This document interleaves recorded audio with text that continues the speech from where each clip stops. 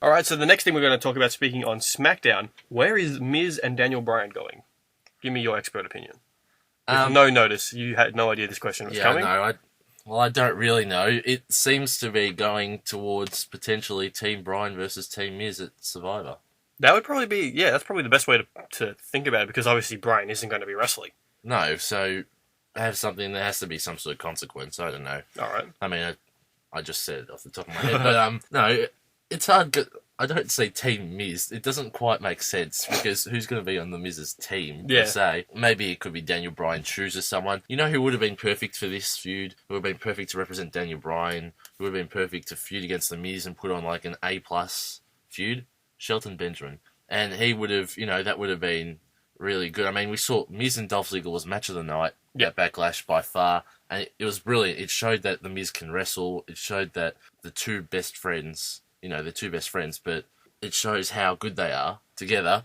I'd say the only logical thing right now is to have Team Bryan versus Team Miz. And maybe the Miz pays people to join the team or something with his Hollywood money or with his, but, and then there can be consequences where, like, if Bryan loses, he has to leave the WWE for good or something, which won't happen. Yeah. And then if Miz loses, then there has to be, maybe he has to defend it in like a 20-man Rumble sort of situation. Who knows? But there has to be something, otherwise it doesn't make sense for them to just go back and forward the whole time. I get the feeling they don't know what they want to do yet, because if you look at the SmackDown roster right now, you have Miz, and then you have Ziggler, and their feud is going really well right now, but underneath those two, there is nobody for Miz to feud with. He's already done Cruz, and that sort of bombed.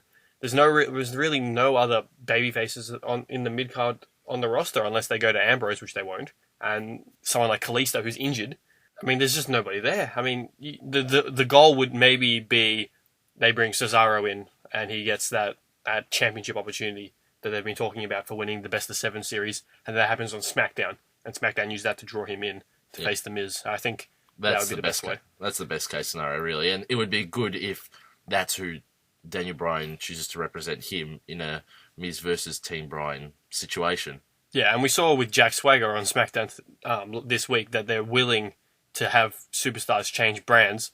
I mean, Swagger isn't exactly Cesaro, and he never will be. I mean, he's one half of the Real Americans, but he was definitely the lesser half of the Real Americans. Even though he was the more accomplished of the Real Americans. At the time. And he was the actual Real American of the Real Americans. And you know what was means, it's past tense.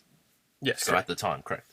It doesn't need Jack Swagger right now. It needs upper mid-card talent. See, I'm not as pessimistic as you about Jack Swagger. I don't mind Jack Swagger, and I think he'll be good for Baron Corbin. Indeed he will, but that's all he'll be good for. You can't have Jack Swagger winning matches, basically. He jobbed to Jinder Mahal on Raw and then came to SmackDown. He was the hottest free agent from 1201 to 1202.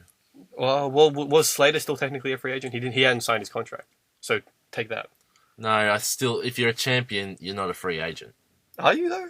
He hadn't signed his contract, apparently. I mean, you saw it in the ring. It said superstar contract. It must be legit. I'm always right.